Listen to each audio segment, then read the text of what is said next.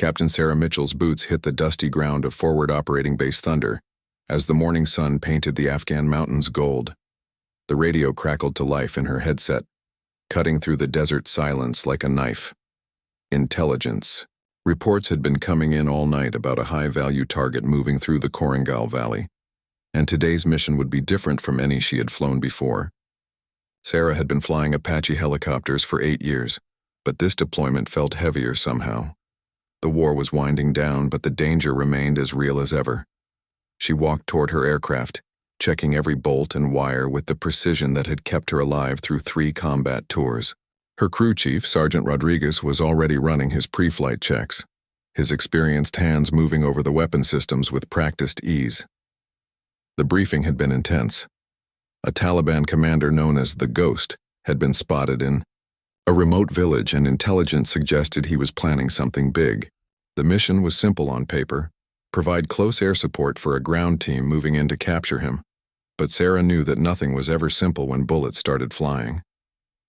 As she climbed into the cockpit, Sarah's co-pilot and gunner, Lieutenant Jake Morrison, was already strapping in. They had flown together for 6 months, and their partnership had become seamless. Jake was young but sharp, with steady hands and quick reflexes that made him one of the best gunners in the squadron. Together, they had turned their Apache into a precision instrument of war. The engine spun up with its familiar whine, and Sarah felt the aircraft come alive beneath her hands. The Apache was a beast of a machine, bristling with rockets and cannon fire, but it responded to her touch like a living thing. She had named a Desert Angel, though she never told anyone about the small angel pin she kept tucked inside her helmet. Colonel Marcus Hayes stood near the operations center, watching the helicopters prepare for departure. He was a decorated veteran with 25 years of service, and his calm presence had a way of steadying nervous pilots before dangerous missions. But today even he seemed more focused than usual. The intelligence on the Ghost was solid, but something about this mission felt different. The radio chattered with final clearances as Sarah lifted off into the crystal-clear morning sky. Below her, the Afghan landscape stretched out in browns and greens, beautiful and deadly in equal measure. The mountains held secrets and dangers that had swallowed armies for centuries, and today she was flying straight into their heart. As they gained altitude, Sarah checked in with the other aircraft in their formation. 2 more Apaches flanked her position, their pilots experienced warriors she trusted with her life. The ground team was already moving toward the target village, their progress tracked on her digital display like chess pieces on a board. The flight to the target area took 40 minutes. 40 minutes of tense radio silence broken only by position reports and weather updates. Sarah used the time to review the mission profile, studying satellite images of the village and memorizing every building, every road, every potential hiding spot. In combat, knowledge was survival, and preparation was everything. As they approached the Korangal Valley, the landscape below grew more rugged and hostile. Ancient trade routes carved through the mountains like scars, and Sarah knew that some of those paths had been used by warriors and smugglers for thousands of years. Today, they might hide modern enemies with modern weapons. The village appeared. Ahead, a cluster of mud brick buildings nestled against the mountainside like a brown stain on the landscape. Smoke rose from cooking fires, and Sarah could see people moving in the streets below. Somewhere down there, the Ghost was waiting, and the mission that would change everything was about to begin. The ground team's voice crackled through Sarah's headset as they moved into position around the village. Staff Sergeant Thompson led the 12-man squad, his voice calm and professional despite the danger closing in around them. They had been tracking the Ghost for weeks, following a trail of intelligence and informant reports that led to this remote mountain village. Sarah circled high above, her eyes scanning the terrain through her helmet-mounted display. The Apache's sophisticated sensors painted a detailed picture of the area below, highlighting heat signatures and movement patterns. Everything looked normal for a mountain village in the early morning, but she knew that appearances could be deadly. Lieutenant Morrison adjusted his targeting system, the crosshairs dancing across his screen as he tracked potential threats. The 30mm cannon beneath their aircraft could tear through concrete walls, and the Hellfire missiles on their pylons could level entire buildings. But in a village full of civilians, Precision was more important than firepower. Colonel Hayes monitored the operation from the Tactical Operations Center, watching multiple screens that showed drone footage, satellite imagery, and real-time feeds from the helicopters. He had run hundreds of operations like this, but something about today felt different. The intelligence was almost too good, too clean. In his experience, when things seemed perfect, they usually weren't.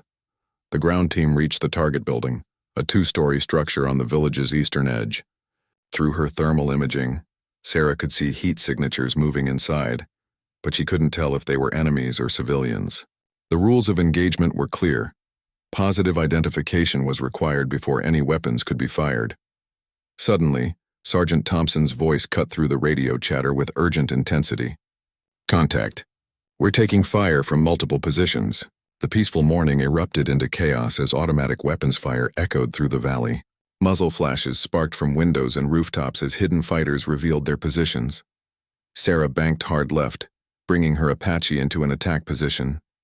Through her targeting system, she could see the ground team pinned down behind a low stone wall, enemy fire kicking up dust clouds around their position. The trap had been perfectly laid, and now her soldiers were fighting for their lives. Morrison's voice was steady despite the adrenaline. "I have eyes on 3 shooters in the building to the north. Requesting permission to engage." Sarah quickly scanned the area, confirming that civilians had fled the immediate vicinity. The rules of engagement were met and her people were in danger. "Permission granted.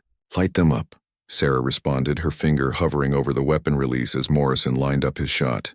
The 30mm cannon roared to life, sending a stream of high-explosive rounds into the enemy position.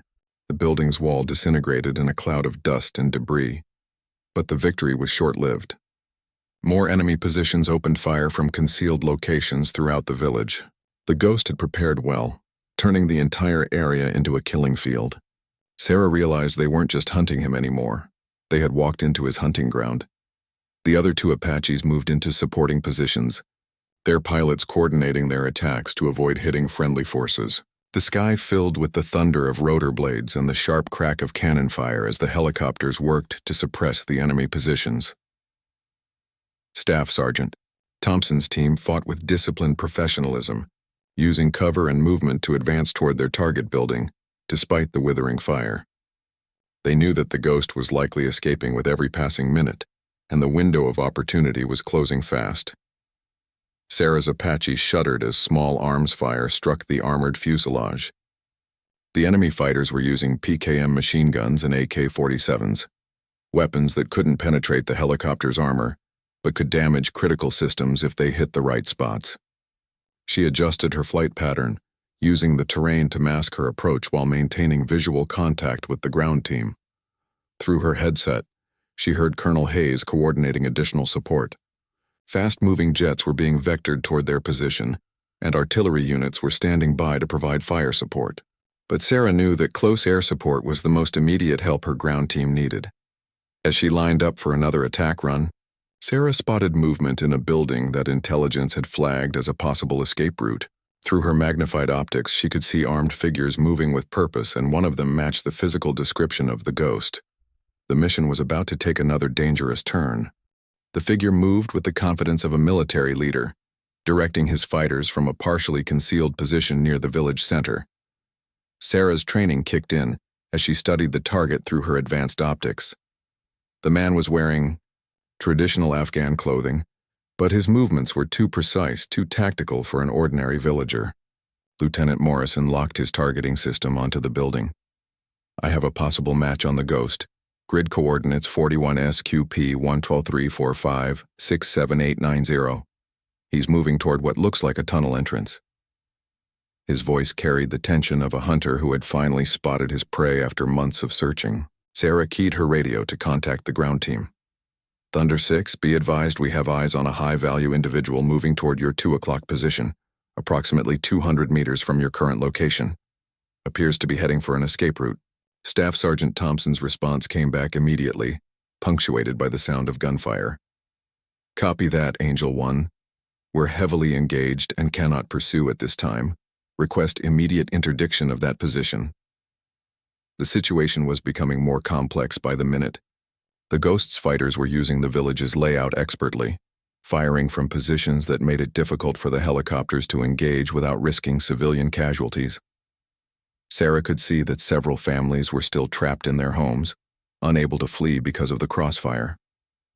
Colonel Hayes's voice cut through the radio chatter from the operations center. His words were measured and calm, but Sarah could hear the weight of command in his tone. Angel Flight, be advised that we have intelligence suggesting the Ghost has been using civilian shields in previous engagements. Verify your targets carefully before engaging. Sarah's stomach tightened. The rules of engagement were absolute when it came to protecting civilians, but she also knew that every second of hesitation could mean the difference between capturing a dangerous enemy and letting him escape to kill again. The moral calculus of war played out in split-second decisions that would haunt pilots long after they returned home. Through her thermal imaging, Sarah watched as the Ghost disappeared into what appeared to be a building's basement. Intelligence had suggested that the village was honeycombed with tunnels, some dating back centuries to when the area was a stop on ancient trade routes. Modern fighters had adapted these historical passages into an underground network perfect for guerrilla warfare. Morrison tracked his crosshairs over the building's entrance. I can put a hellfire through that doorway, but the thermal signature shows possible civilians in the adjacent structures. Blast radius puts them at risk. The mathematics of destruction were always precise, even when the human cost was impossibly complex. Sarah made a difficult decision. Instead of using the devastating Hellfire missiles, she would employ the Apache's 30mm cannon with surgical precision. The high explosive rounds could collapse the tunnel entrance without causing massive structural damage to surrounding buildings. It was a riskier approach that required perfect timing and accuracy. Negative on the Hellfire. We're going in with the cannon. Single shots, precision targeting. Sarah banked the Apache into a steep dive, using gravity to enhance her accuracy while presenting a smaller target profile to enemy gunners on the ground. The ground team continued their fierce firefight, gradually gaining ground toward the center of the village. Sergeant Thompson's men moved with the practiced coordination of veterans, each soldier covering his teammates as they advanced from building to building. Their ammunition was running low, and Sarah knew they needed the aerial support to break the enemy's resistance. As Sarah lined up her shot, she noticed something troubling in her peripheral vision. Another thermal signature was moving through the village streets, this one clearly a child running between buildings. The presence of civilians in the combat zone made every trigger pull a potential tragedy. Morrison's voice was tight with concentration. Target acquired, clean shot available in approximately 10 seconds, no civilians in immediate blast area. His training had prepared him for moments like this, but the weight of the decision still pressed down on both crew members. Colonel Hayes maintained constant communication with higher command, updating them on the mission's progress and requesting additional assets. But he also watched the tactical situation with growing concern. The enemy's defensive positions were too well prepared, too perfectly coordinated. The Ghost hadn't just expected them, he had been ready for them. Sarah's finger hovered over the firing trigger as her Apache screamed toward the target building. In the back of her mind, she wondered if they were walking into another layer of the Ghost's trap. But her soldiers on the ground needed her support, and hesitation could get them killed. The moment of decision had arrived.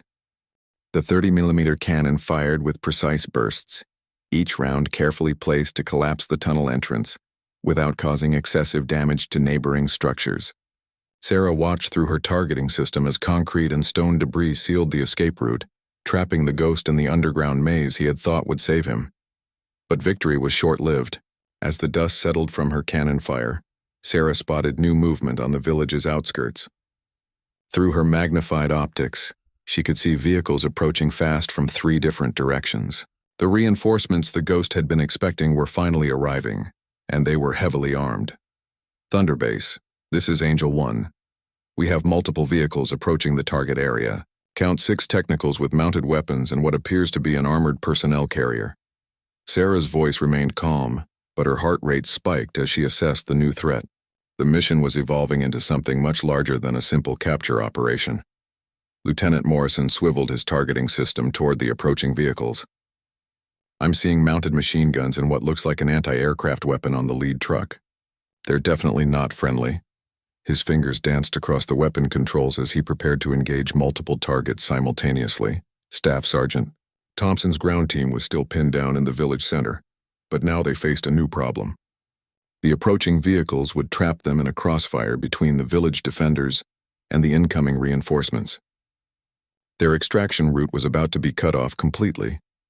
Colonel Hayes studied the tactical display in the operations center, watching as red icons representing enemy forces converged on his troops' position. He had seen this type of coordinated response before, and it usually meant the enemy had been planning this engagement for weeks. The Ghost hadn't just been hiding in the village, he had been preparing it as a battlefield. Angel Flight, this is Thunder Base. You are cleared to engage all hostile vehicles with maximum force. Danger Close authorization is granted for defensive purposes. The Colonel's authorization gave Sarah the freedom to use her most devastating weapons, even with friendly forces nearby. Sarah banked hard right, positioning her Apache for a gun run on the lead vehicle. The technical mounted with an anti-aircraft gun posed the greatest threat to her helicopters, and she needed to eliminate it before it could bring down one of her aircraft. The mathematics of aerial combat were unforgiving. Whoever shot first usually won. The other two Apaches in her flight moved into coordinated attack positions, their pilots communicating in the shorthand that comes from months of training together. Captain Rodriguez took the southern approach route, while Captain Kim flanked from the east. Together they would create a triangle of fire that would devastate the enemy convoy. Morrison locked onto the lead vehicle and fired a Hellfire missile. The laser-guided weapon streaked through the morning air, leaving a thin trail of smoke as it tracked toward its target. The explosion lifted the truck off the ground, turning it into a fireball that sent black smoke spiraling into the clear sky. But the enemy fighters were experienced and well-trained. As soon as the missile struck, the other vehicles scattered, using the terrain and buildings for cover while continuing their advance toward the village. Sarah realized she was facing professional soldiers, not the typical insurgent fighters they usually encountered. The anti-aircraft gun that had survived the initial attack opened fire, sending streams of tracer rounds toward Sarah's Apache. She pulled hard on the collective, climbing rapidly while rolling left to avoid the deadly fire. The rounds passed close enough that she could hear them whistling past the cockpit. "Taking fire! Taking fire!" Morrison called out as he returned cannon fire toward the enemy position. The Apache's armored skin could deflect small arms fire, but the heavy machine gun rounds posed a serious threat to their aircraft's vital systems. Captain Rodriguez's voice crackled over the radio as his Apache dove toward another enemy vehicle. Engaging technical on the southern road. Guns, guns, guns. His 30mm cannon hammered the pickup truck, turning it into twisted metal and flame in seconds. On the ground, Sergeant Thompson saw an opportunity in the chaos. While the enemy reinforcements were focused on the helicopters, his team could advance toward a better defensive position. Moving now. "Cover us, Angels!" Sarah adjusted her flight pattern to provide overhead protection for the advancing ground team. She could see Thompson's soldiers moving with disciplined precision, using the noise and confusion of the air battle to mask their movement. These were seasoned veterans who knew how to exploit every tactical advantage. The battle was reaching a critical point. The Ghost remained trapped in his underground hideout, but his reinforcements were still arriving. Sarah's fuel was beginning to run low, and she knew that extended combat operations would soon force her flight to return. "To base for refueling and rearming. Colonel." Hayes monitored the fuel status of all 3 helicopters while coordinating with additional support units. Fast-moving jets were still 20 minutes away, and artillery support was limited by the proximity of friendly forces. The next few minutes would determine whether the mission succeeded or failed, catastrophically. The tactical situation changed dramatically when Captain Kim's Apache took a direct hit from an enemy rocket-propelled grenade. Sarah watched in horror as her wingman's aircraft shuddered in the air, trailing smoke from its damaged tail section. Kim's voice came over the radio, strained but professional. "Angel 3 is hit. We're losing hydraulic pressure and have damage to the tail rotor assembly." Sarah's training took over as she immediately moved to provide cover for the damaged helicopter. Kim was fighting to maintain control while his co-pilot worked frantically to assess their aircraft's condition. A forced landing in enemy territory would mean certain capture or death for both crew members. "Angel 3, can you make it back to Thunder Base?" Sarah asked, already calculating distances and fuel consumption in her head. The base was 40 minutes away, and Kim's Apache was bleeding hydraulic fluid at an alarming rate. Every second of flight time brought them closer to complete system failure. Lieutenant Morrison continued engaging enemy targets while monitoring their own aircraft's status. Their ammunition was running dangerously low, with only 30 rounds remaining for the 30mm cannon and one Hellfire missile left on their pylons. Every shot now had to count if they were going to complete the mission. Staff Sergeant Thompson's ground team had reached a more defensible position near the village center, but they were still outnumbered and surrounded. Through her thermal imaging, Sarah could see that the Ghost's fighters had regrouped and were preparing for a final assault on the American position. Time was running out for everyone involved. Colonel Hayes made a command decision that would change everything. His voice cut through the radio chatter with absolute authority. "All units, this is Thunder Base. We have a wounded bird in the air and troops in contact on the ground. I'm authorizing the use of emergency extraction procedures. Angel Flight is to provide cover for immediate extraction of ground forces." The emergency extraction meant abandoning the primary mission of capturing the Ghost in favor of saving lives. It was a decision that would haunt the colonel later, but in the moment it was the only choice that made sense. No intelligence target was worth losing an entire team of American soldiers. Sarah acknowledged the order while calculating the logistics of the extraction. The ground team would need to move to a clear landing zone where a rescue helicopter could pick them up, but every open area was covered by enemy fire. Creating a safe extraction point would require precise coordination between all remaining aircraft. Captain Rodriguez's Apache moved into position to suppress enemy fire from the eastern approach, his cannon systematically destroying fighting positions that threatened the extraction route. His ammunition was also running low, but he continued engaging targets with surgical precision, making every round count. Kim's damaged helicopter struggled to maintain altitude as hydraulic fluid continued leaking from multiple systems. His co-pilot, Lieutenant Park, worked through emergency procedures while calling out system failures in a calm, professional voice. Primary hydraulics offline, backup system at 30% and falling. Estimated flight time remaining 12 minutes. The mathematics of survival were harsh and unforgiving. Kim's Apache couldn't make it back to base, but there was a small forward landing strip about 15 minutes away. If they could nurse the aircraft that far, they might survive.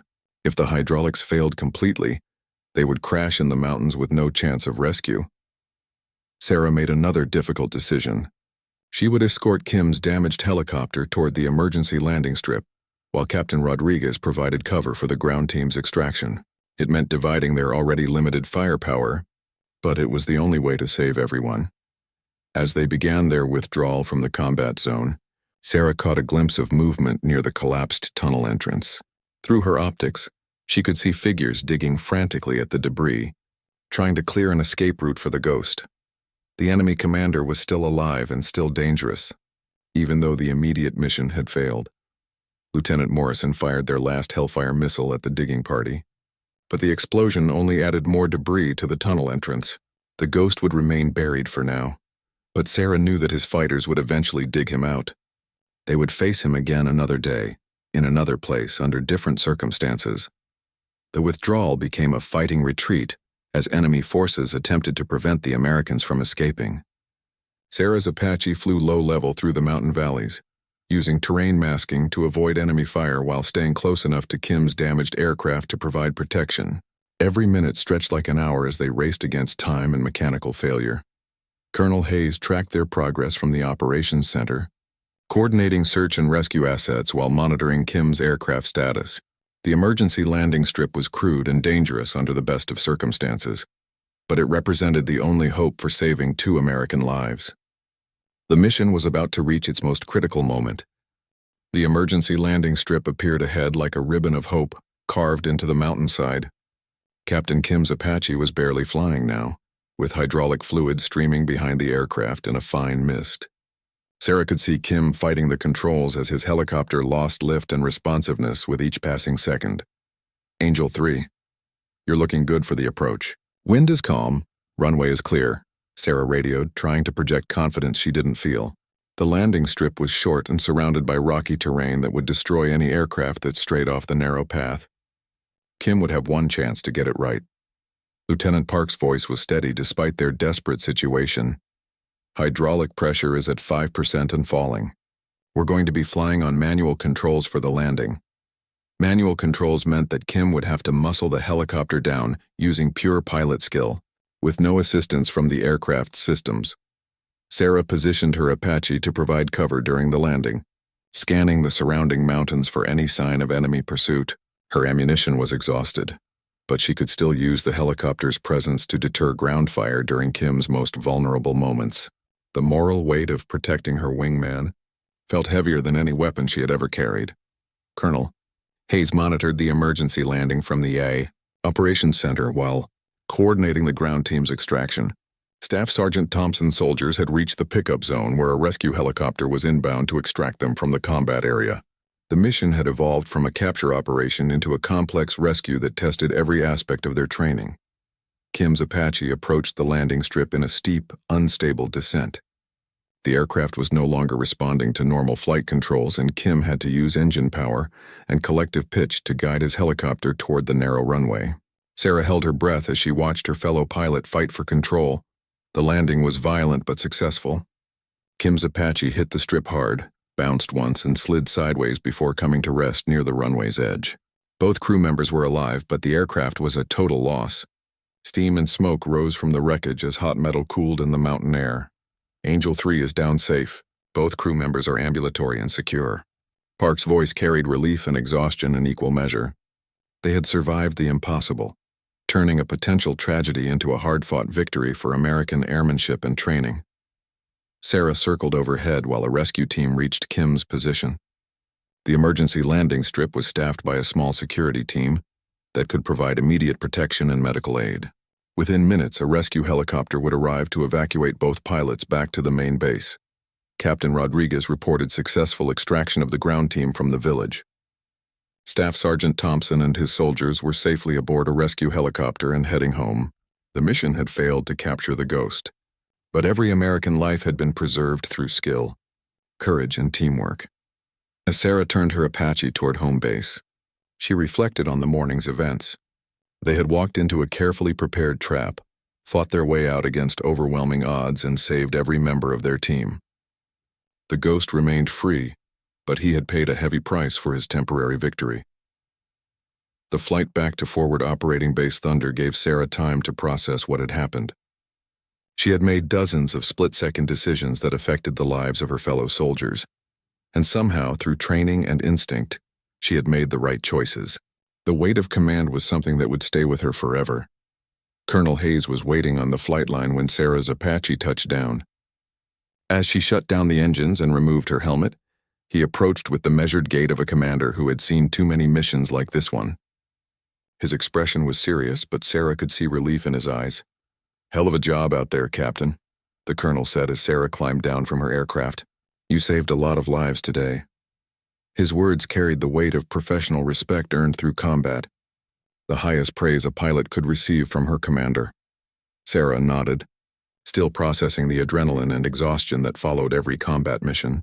"Thank you, sir. But the Ghost is still out there." She couldn't shake the feeling that this was just the first round in a longer fight that would continue, until one side or the other was completely defeated. "Colonel." Hayes smiled grimly and placed a hand on her shoulder. "He is, but that's tomorrow's problem. Today you brought everyone home alive." As they walked toward the debrief room, Sarah realized that sometimes survival was victory enough. In the deadly game of modern warfare, protecting your people was the most important mission of all. The morning sun was climbing higher now, painting the Afghan mountains in shades of gold and brown. Somewhere in those mountains, the Ghost was digging out of his collapsed tunnel, planning his next move. But for now, American soldiers were safe, and that was enough.